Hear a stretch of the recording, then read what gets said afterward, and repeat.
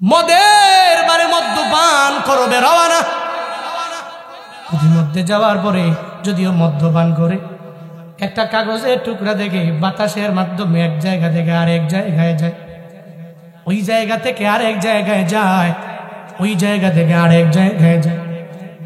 বিশর হাফি তাকায়া দেখে একটা কাগজের টুকরা কেন যেন এদিক থেকে ওদিকে যায়, কি যেন লেখা দেখা যায়। বিশর হাফি ওই কাগজের নিকট যায়, যায় দেখে ওই কাগজের মধ্যে লেখা আমার মাওলার নাম আর আমার নবীর নাম। হযরত বিশর হাফি তাকায়া দেখে ওই কাগজের মধ্যে আল্লাহর নাম, মদিনাওয়ালা নবীর নাম। যখন ওই কাগজের মধ্যে বিশর হাফি দেখলো, এবার বিশর হাফি রহমাতুল্লাহ আলাইহি এই কাগজের প্রতি মায়া লেগে গেল, কারণ এই কাগজের মধ্যে আল্লাহর নাম আছে, এই কাগজের মধ্যে আমার মদিনাওয়ালা নবীর নাম আছে। এই কাগজটা নিয়ে যখন বিশর হাফি এবার বাসায় রওনা হয়ে গেল, মদ্যপান করার জন্য যায় না। এই কাগজ নিয়ে যখন ওই ঘরের মধ্যে যায়, দরজার মধ্যে করানার মারে একটু দরওয়াজাটা খুলে দাও না। মা ঘরের ভিতর থেকে পরিপূর্ণ অবাক হয়ে গেল, ছেলে আমার কোনোদিন তো রাতের বেলা মদ্যপান করে ছেলে আমার ফিরে আসে না, কি এমন হয়ে গেল আমার ছেলে আজকে রাতের বেলা কেন ফিরে আসলো? মায়ের মনটা অটোমেটিক ভরে গেল, আমার ছেলে বুঝি আজকে থেকে মদ্যপান করার জন্য মদের বারে যাবে না, আজকে থেকে বুঝি আমার ছেলে মদ্যপানের দিকে অগ্রগামী হয়ে যাবে না। অটোমেটিক্যালি মায়ের মনটা যখন ভরে গেল, দরওয়াজাটা খুইলা তার কপালের মধ্যে একটা চুমু মা দিয়ে দিল। ওদিকে বিশর হাফি একটা কাগজের টুকরা মায়ের হাতের মধ্যে দেয়, মা রে একটা কাগজের টুকরা আমি যাওয়ার সময় কুড়ে পাইলাম, এই কাগজের মধ্যে কি লেখা আছে? আমার মাওলার নাম লেখা আছে, আমার মদিনাওয়ালা নবীর নাম লেখা আছে। মা রে এই কাগজটা এত পরিমাণে দামি, কারণ এই কাগজের মধ্যে আল্লাহ এবং রাসূলের নাম দেওয়া আছে। মা গো এটাকে সব জায়গায় ফালায়া রাখলে হবে না, আমার আল্লাহর নাম মানুষ পারাবে এটা আমি সহ্য করতে পারি না রে মা। আমার মদিনাওয়ালা নবীর নাম দুনিয়ার মানুষগুলো পা দ্বারা পরিপূর্ণ পিষে ফেলবে, আমি বিশর হাফি এটা মেনে নিতে পারি না রে মা। ও মা তুমি এই কাগজটা নিয়ে একটু কোরআন যেই জায়গায় রাখছো ওই জায়গার মধ্যে মা তুমি রেখে দাও। মায়ের মনটা ভরে গেল, মা ওই কাগজটা নিয়ে একটু কোরআনটা যেই জায়গায় রাখছে ওই জায়গায় মা রেখে দিল।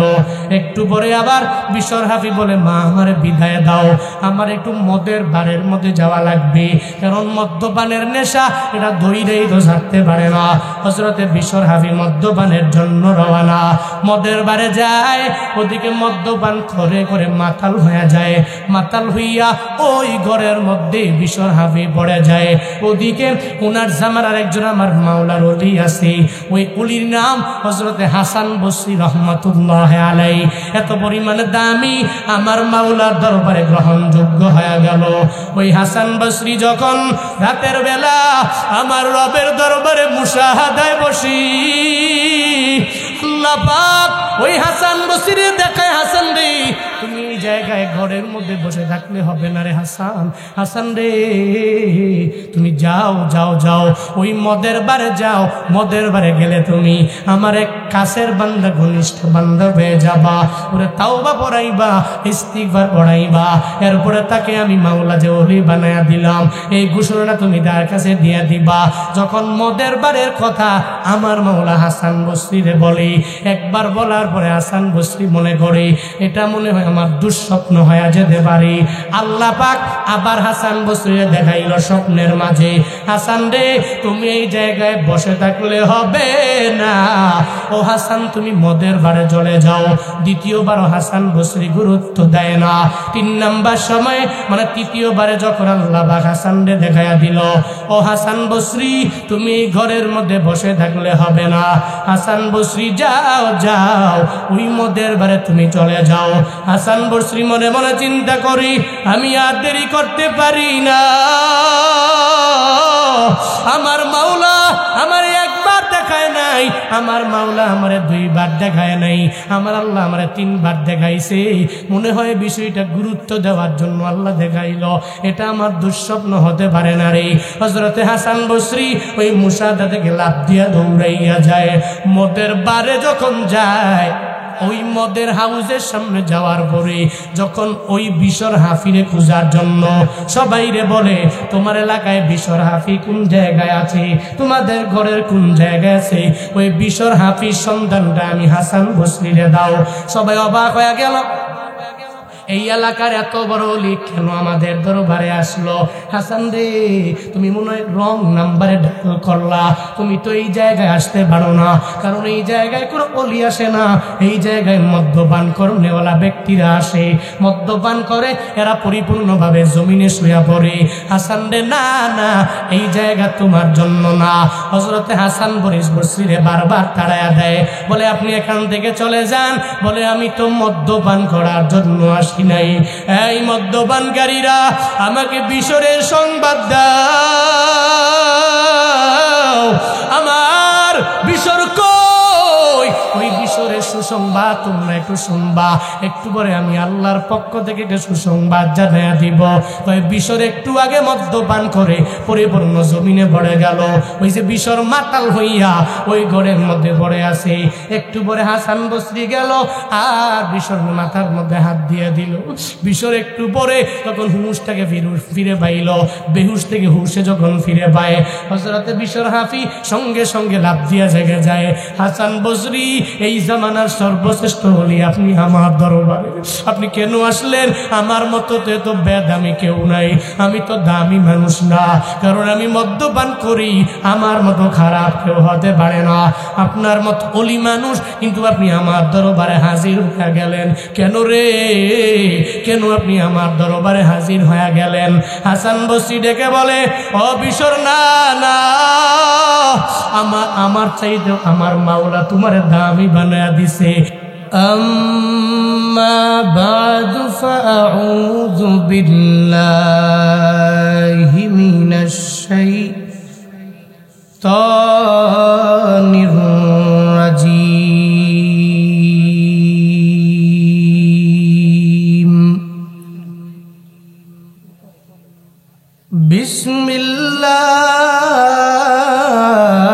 বিসমিল্লাহির রহমানির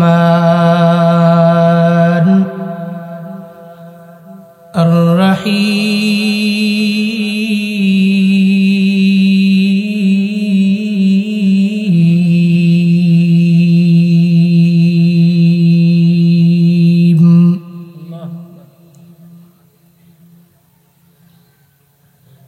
ইয়া আইয়ুহাল্লাযীনা আমানু কুতিবা আলাইকুমুস সিয়াম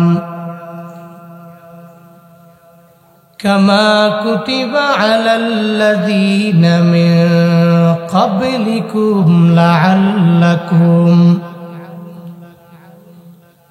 লাআল্লাকুম তাত্তাকুন।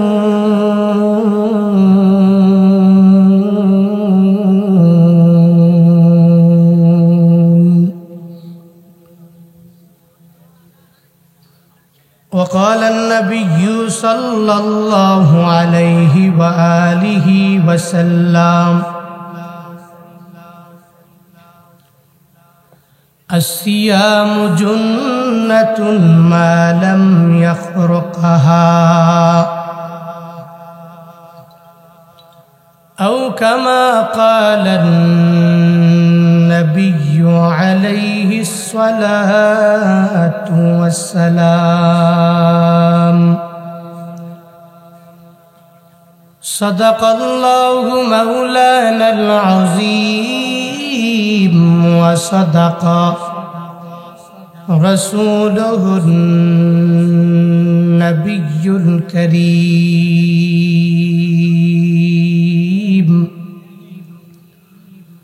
ونحن على ذلك لمن الشاهدين والشاكرين والذاكرين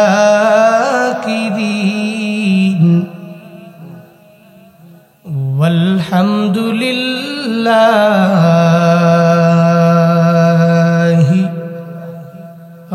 রব্বিল আলামিন।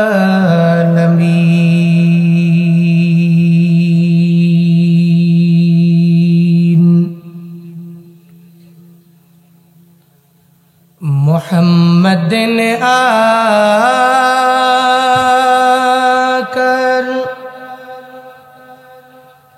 कुफर को मिटाया,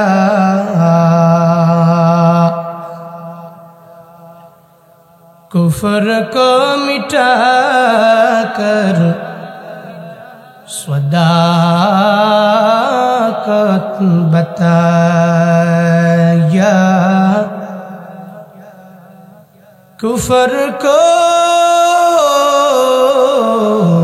मिटाकर सदाकत बताया। बलगल उला बिकमालिही कशफत दुजा बिजमालिही, हसनत जमीउ खिसालिही, सल्लु अलैहि व आलिहि। ला इलाहा इल्लल्लाह, ला इलाहा इल्लल्लाह, ला इलाहा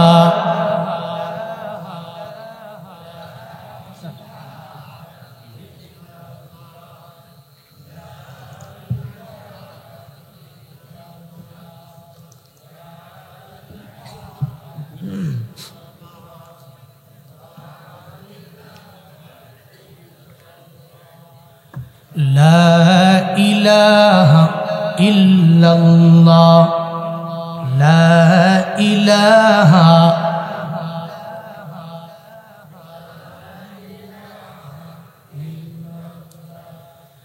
ला इलाहा इल्लल्लाह, ला इलाहा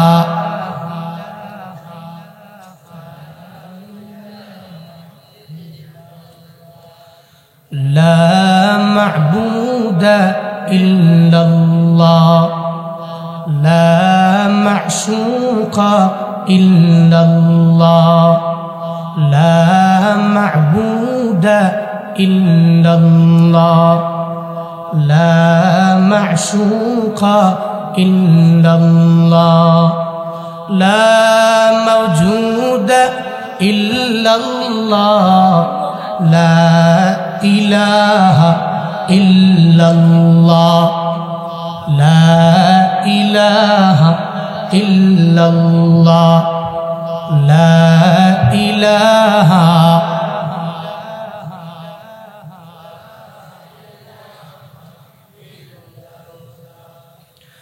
ला इलाहा इल्लल्लाह, ला इलाहा इल्लल्लाह, ला इलाहा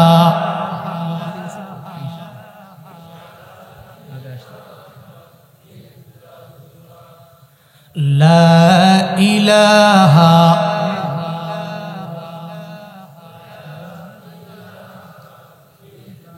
একটু জিকির করি আর ফাঁকা জায়গাগুলোকে পূরণ করি, জিকির করি, আরেক ভাইকে বসার মতো সুযোগ করে দিই। হ্যাঁ, লা ইলাহা ইল্লাল্লাহ, লা ইলাহা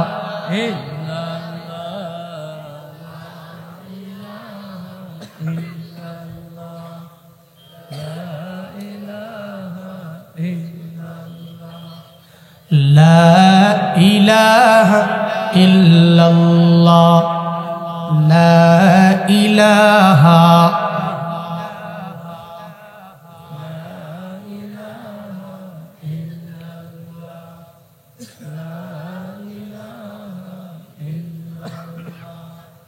লা ইলাহা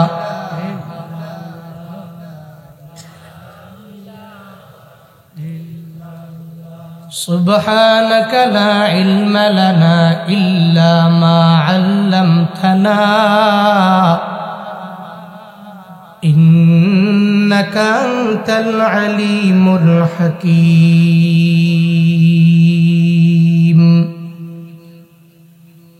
রব্বি শরহ লি সাদরি ওয়া ইয়াসসির লি আমরি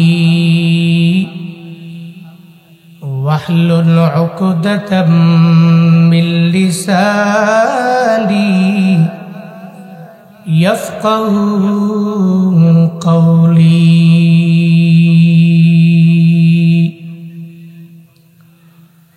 ربي زدني علما ربي زدني علما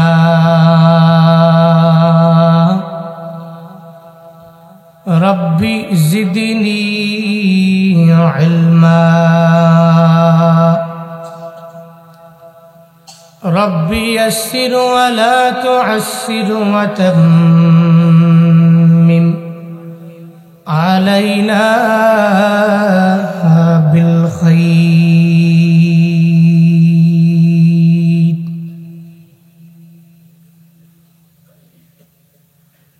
कौनैन का मुख्तार खुदा तुमको बनाया कौनैन का मुख्तार खुदा तुमको बनाया उम्मत की निगाहबान खुदा तुमको बनाया उम्मत की निगाहबान खुदा तुमको बनाया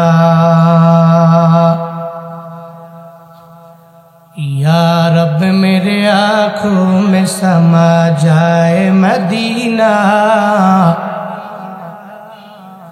या रब मेरे आँखों में समा जाए मदीना मुद्दत से मेरे दिल में तमन्ना है मदीना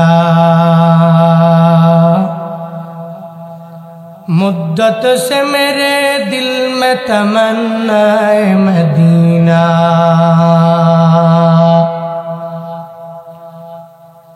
तलवार पकड़ हूँ के निकल मैदान आसीर तलवार पकड़ हूँ के निकल मैदान आसीर दुश्मन की मुकाबल तू लगा नारे तकबीर दुश्मन की मुकाबल तू लगा नारे तकबीर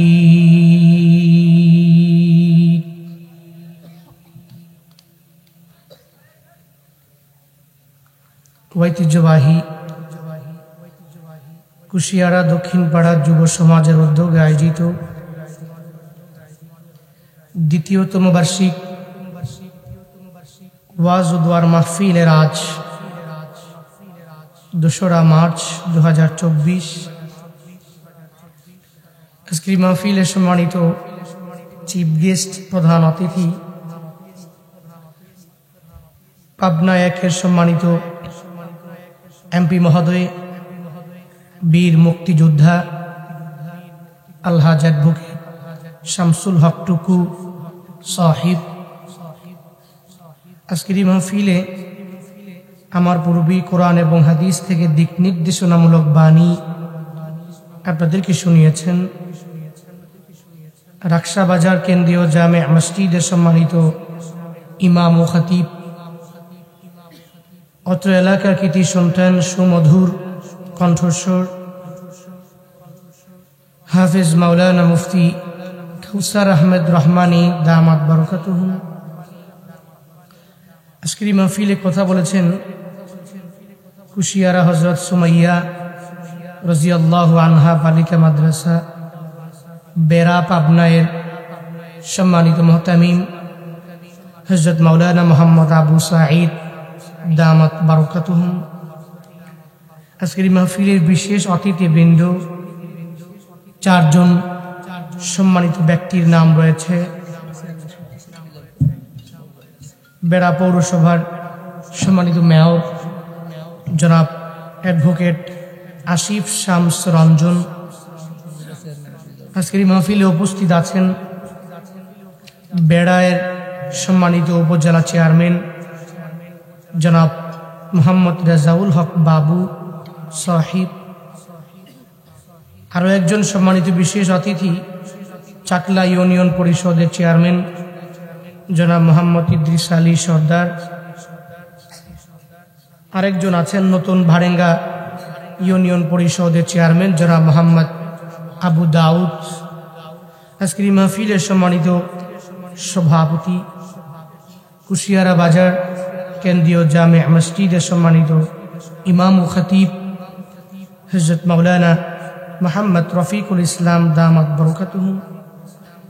আজকের এই মাহফিল পরিচালনা করছেন জনাব মোহাম্মদ আবুল কালাম আজাদ সাহিব, আর অনেকেই। আমার ডানে বামে পেছনে সামনে গণ্যমান্য ব্যক্তিবর্গ আজকের এই মাহফিলে কোরআন এবং হাদিস থেকে কিছু দ্বীনি আলোচনা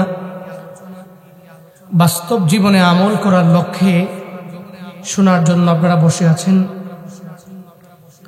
কুশিয়ারা দক্ষিণ পাড়ার এই যুব সমাজ প্রতি বছরের ন্যায় গত বছর ছিল প্রথম বার্ষিক, এবছর দ্বিতীয়। আপনাদের জন্য একটি সুন্দর বেহেশতের বাগান গত বছরের ন্যায় এবছরও উপহার দিয়েছেন। শুরুতে আমাকে একটু উচ্চ কণ্ঠে উচ্চ আওয়াজে জবাব দিবেন। মুতাবাররাক বরকতপূর্ণ এই মজলিস পেয়ে আপনারা খুশি না বেজার? এত আসতে বললেন, খুশি না বেজার? কি একটু একটু খুশি না বেশি খুশি? এরকম ওয়াজ মাহফিল আমাদের সোসাইটিতে প্রয়োজন আছে না নেই? এই ওয়াজ মাহফিলের মাধ্যমে মদখোর বাড়ে,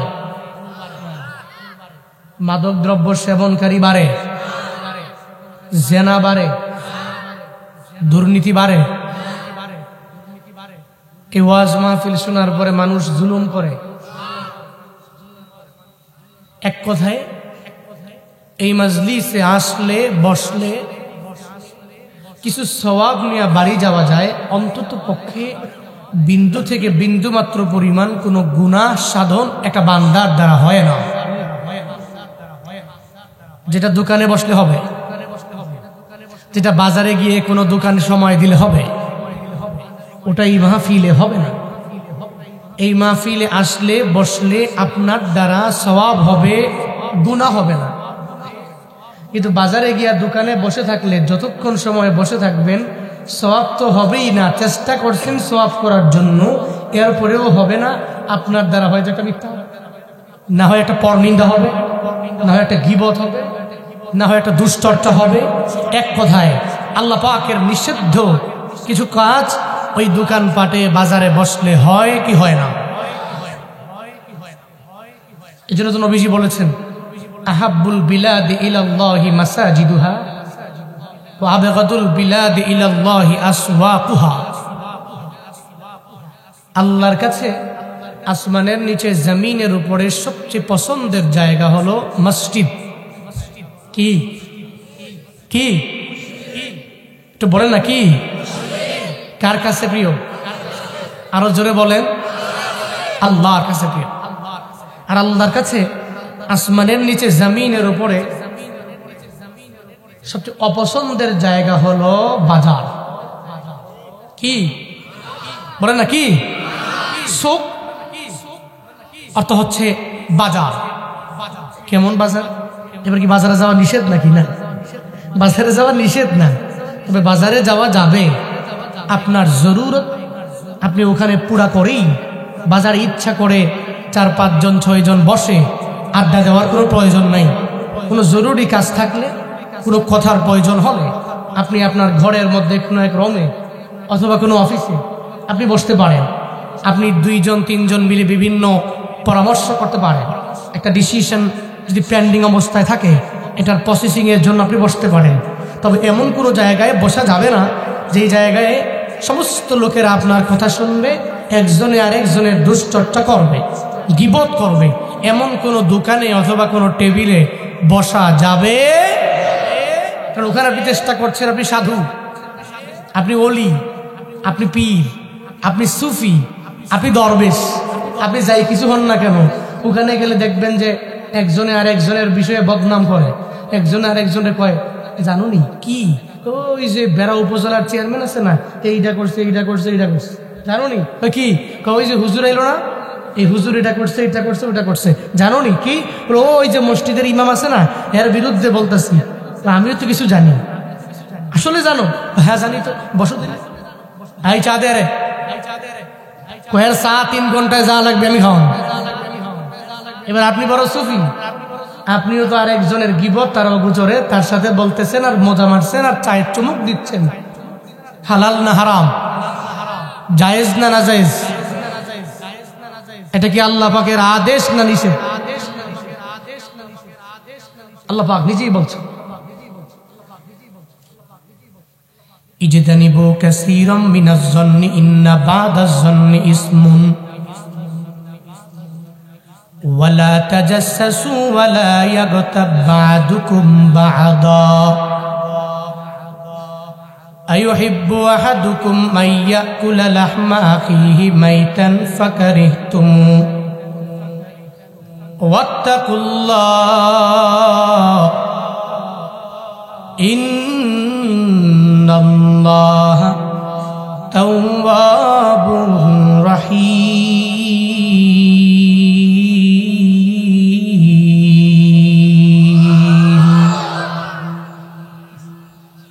আল্লাহ পাক বলেন ইজতানিবু কাসীরাম মিনাজ যন, অন্যের ব্যাপারে তোমরা ধারণা করা থেকে বেঁচে থাকো। কি করা? ধারণা করা। মনে রাখবেন, ধারণা প্রসূত একজনের বিরুদ্ধে কোনো কথা বলা যায় না, এটা ইসলাম সাপোর্ট করে না, আল্লাহ পাক নিষেধ করেছে। ইজতানিবু, তোমরা বেঁচে থাকো, কাসীরাম মিনাজ যন, অন্যের ব্যাপারে কোনো ধারণা করা থেকে তোমরা বেঁচে থাকো। কেননা ইন্না বাদাজ যন্নি ইসমুন, নিশ্চয়ই কতক কিছু ধারণা এটা গুনাহ। ধারণা করছো এটা গুনাহ হতে পারে, কাবিরা গুনাহ, এটা সগীরা গুনাহ হতে পারে। কেমনে? আপনি তার অগোচরেই অথবা তার সামনেই অথবা তার পেছনেই 2-3 জনে একসাথে বসে একটা ব্যক্তির ব্যাপারে খারাপ ধারণা করছেন। একজনের চেহারা কালো, আল্লাহ তারে বানাইছে, আপনারা দেখেই কইতেছেন এর গামজাখুরের মতো লাগে। এই ধারণা ভালো না খারাপ? ভালো না খারাপ? অথচ আল্লাহ তারে বানাইছে, আপনারা দেখেই বলে দিলেন, আরেকজনে দেখেই বলে দিলেন এই লোকটা জাহান্নামী, বলে দিলেন। অথচ লোকটা কি করে না করে আপনার ধারণা নাই, জানাও না, কিন্তু আপনি একজনে আরেকজনের সাথে কথাবার্তা বলার সময় একজনের ব্যাপারে ধারণা করছেন। কিন্তু আল্লাহ পাক বলছেন ইজতানিবু কাসীরাম মিনাজ যন, তোমরা অন্যের ব্যাপারে ধারণা করা থেকে বেঁচে থাকো। ইন্না বাদাজ যন্নি ইসমুন, নিশ্চয়ই কতক ধারণা হলো গুনাহ।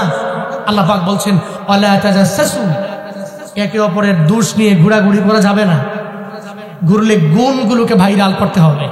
কিন্তু আমাদের সমাজে কেউ আমাদের গুণগুলো ভাইরাল করে না।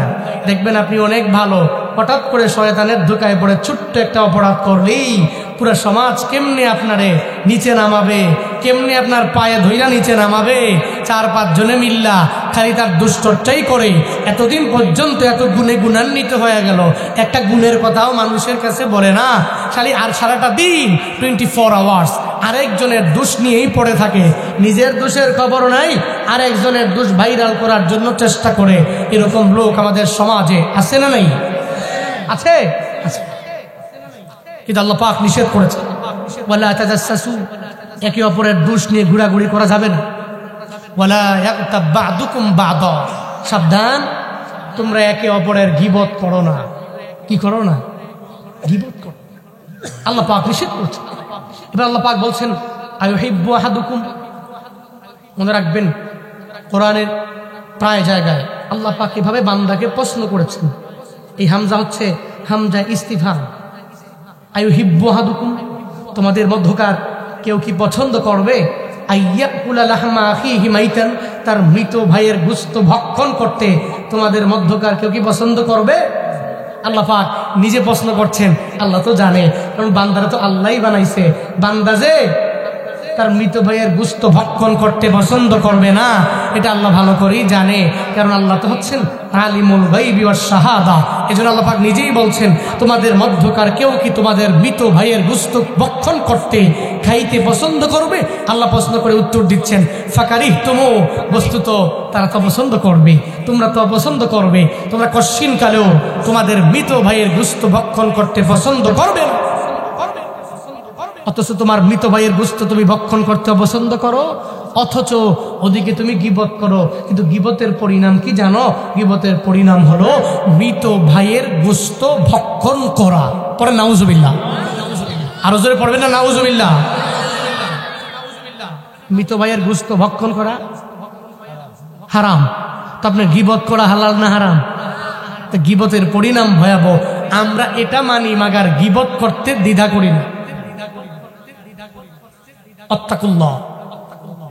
আল্লাহ পাক এবার বলছেন, সাবধান, যখন তোমার অন্তরে চলে আসবে গীবতের কথা, যখন তোমার মনে চলে আসবে পরনিন্দার কথা, যখন তোমার অন্তরে চলে আসবে আর একজনের দুশ্চর্চার কথা, যখন তোমার অন্তরে চলে আসবে জন্নাল জাহিল, যেটা মূর্খ ধারণা, একটা অবৈধ ধারণা, যখন তোমার অন্তরে চলে আসবে, সাবধান, মনে রেখো ওই সময় তোমরা একজনকেই ভয় করবা।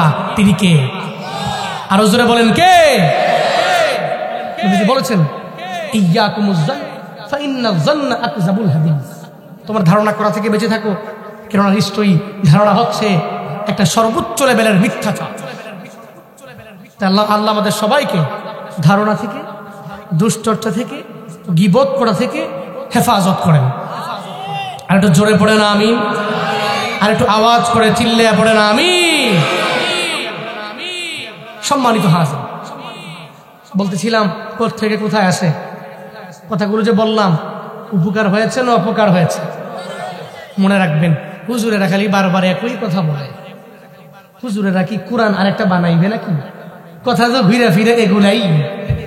আল্লাহ পাক তো কোরআনের মধ্যে বারবার বান্দাকে বলছেন, হ্যাঁ ইমানওয়ালা, আল্লাহর ভয় বল, হ্যাঁ ইমানওয়ালা, তুই ইমানওয়ালা হও, হ্যাঁ ইমানওয়ালা, তুই রোজা রাখো।